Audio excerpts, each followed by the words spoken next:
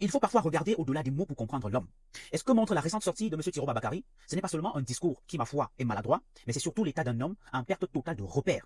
Un homme qui tente encore aujourd'hui d'exister dans un paysage politique qui depuis longtemps l'a relégué au second plan. Un homme qui, pour survivre, utilise désormais les ressorts de la manipulation émotionnelle et du chantage affectif pour masquer une réalité plus sombre. Et je l'ai dit ici, la précarité financière dans laquelle il est tombé. Vous allez comprendre de quoi il s'agit. Je serai un peu long.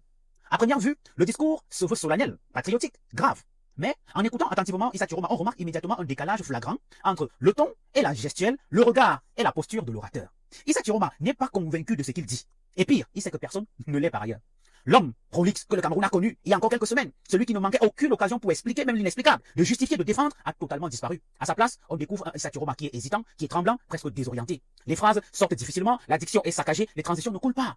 On voit un homme qui lit un texte, soit qu'on lui a imposé, soit qu'il a rédigé à la va-vite sous le coup de la pression. Sa gestuelle, qui est mal coordonnée, trahit d'ailleurs une profonde tension intérieure. Le regard perdu, parfois vide, laisse transparaître un malaise, celui de quelqu'un qui n'a plus ni cap, ni crédibilité. L'autorité morale dont il tente aujourd'hui de s'envelopper est une coquille vide, qui sonne creux à chaque injonction qu'il prononce. Et c'est encore plus visible lorsqu'il vient à décréter d'un ton faussement martial que la journée du 21 novembre 2025 serait chômée et fériée sur toute l'étendue du territoire national. Regardons.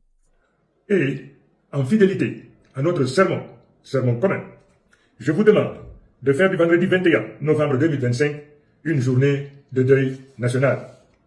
Cette journée sera chômée sur l'étendue du territoire national. Aucun commerce, aucun bureau, aucun service administratif ne devra fonctionner. Ce ne sera pas un jour ordinaire, ce sera un jour de silence, de mémoire, de recueillement. Vraiment, Issa Tiroma, de quel territoire parles-tu exactement? Celui du Cameroun ou celui de Facebook? Parce que ceux qui ont une matière plus grise que moi appellent cela une annonce juridiquement insensée, administrativement impossible et politiquement ridicule. Je dis encore que c'est une annonce juridiquement insensée, administrativement impossible et politiquement ridicule.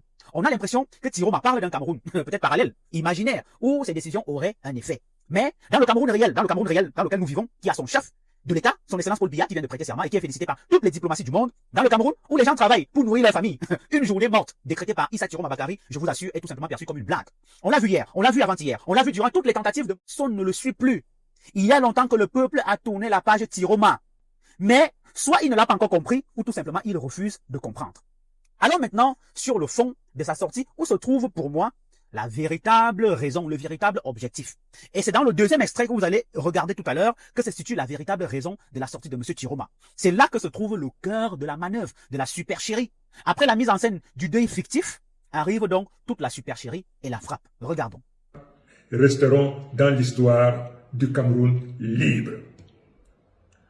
Nous donnerons ainsi à la face du monde l'image d'un peuple soudé, digne et solidaire, qui ne cède ni à la peur, ni au vol électoral, et qui continue dans l'honneur de bâtir le Cameroun du peuple souverain.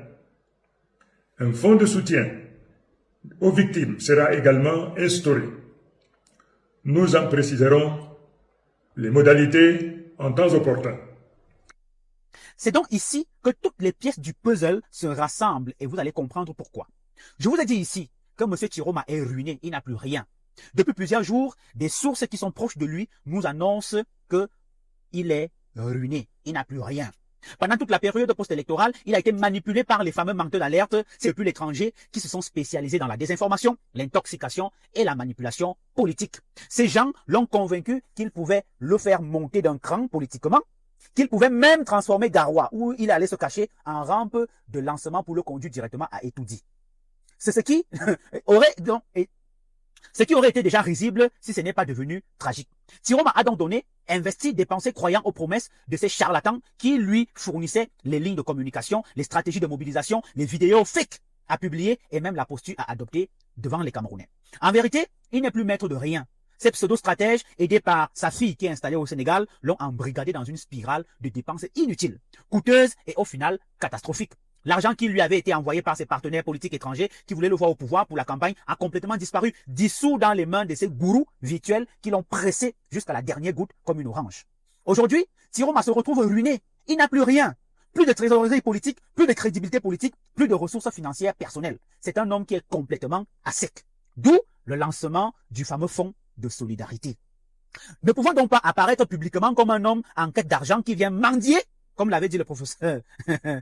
Issa Chiroma utilise la technique du camouflage politique, c'est-à-dire qu'il parle d'un fonds de solidarité, mais tout le monde comprend l'objectif réel qui est de récolter de l'argent pour lui-même. C'est la même méthode qui est utilisée par des gens comme Zumantro et ses acolytes, qui sont d'ailleurs ses conseillers en communication, qui inventent des victimes imaginaires, vous l'avez vu pendant la période post-électorale, pour susciter des dons, des pseudo-leaders d'opinion qui organisent des cagnottes au nom des gens qu'ils n'ont jamais rencontrés, des activistes qui ne montrent jamais au moment où ils remettent réellement les fonds aux familles. C'est une escroquerie émotionnelle, sophistiquée, enrobée dans un langage professionnel. Ce sont des professionnels de l'escroquerie. Et Chiroma fait exactement la même chose. Il ne peut pas dire frontalement, je suis ruiné s'il vous plaît, envoyez-moi de l'argent. Alors il enrobe, il maquille, il crée un cadre dramatique, un deuil national fictif, une minute de silence imaginaire et il termine par vous dire, je vais lancer dans les prochains jours un fonds de soutien dont les modalités seront communiquées plus tard. C'est donc un décor pour préparer les esprits faibles à préparer la cotisation de l'argent.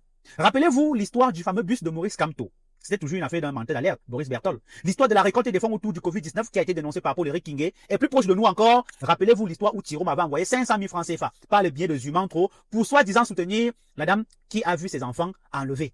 C'est donc aujourd'hui le moment de rembourser tout ça. Les gars, les gars avaient déjà préparé leur plan depuis et à chaque fois, les naïfs vont toujours tomber dans le piège. On est donc face ici à ce qu'on appelle le cynisme politique qui consiste à utiliser la souffrance qu'on a soi-même provoquée. Ceux qui ont fait communication politique savent pertinemment de quoi je parle. Donc, le plus choquant ici n'est même pas l'appel aux dons camouflés. Le plus choquant, c'est le cynisme qu'utilise Issa Chiroma. Issa Chiroma utilise aujourd'hui les mêmes jeunes, par ses conseillers virtuels, qui sont allés attaquer ou alors qui se sont attaqués aux forces de sécurité, qui ont brûlé des bâtiments publics, qui ont des pauvres innocents. Certains ont été arrêtés, certains sont encore en prison, certains ont perdu leur vie. Lui, il les a utilisés comme il utilise un capital, comme un compte bancaire qui est destiné à produire des intérêts.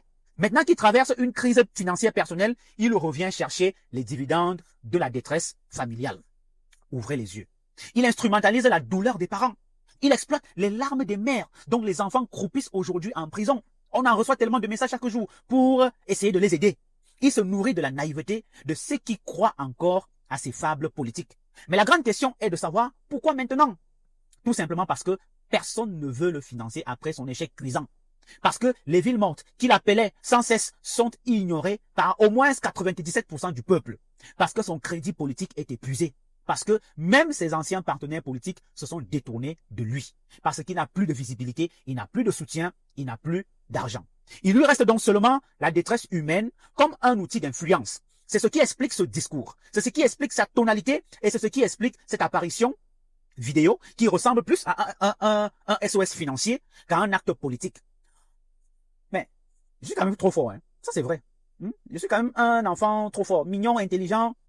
Il n'y a que les enfants de Paul Biya qui peuvent être intelligents comme moi. Il n'y a que les enfants de Paul Biya qui peuvent être intelligents comme moi. Je sais que ça va faire mal aux talibans. Bon. Il ressort donc que ce discours n'est pas un message d'un leader politique. C'est le cri d'un homme qui se noie. C'est un appel masqué à la solidarité financière, une tentative désespérée d'exister encore et encore. C'est une mise en scène pathétique destinée à susciter la compassion alors que les Camerounais ont définitivement tourné la page Chiroma. Son discours est une manipulation émotionnelle, un théâtre de détresse, un dernier acte avant la sortie définitive de la scène politique pour avoir de quoi vivre pendant la retraite et surtout où il est en exil.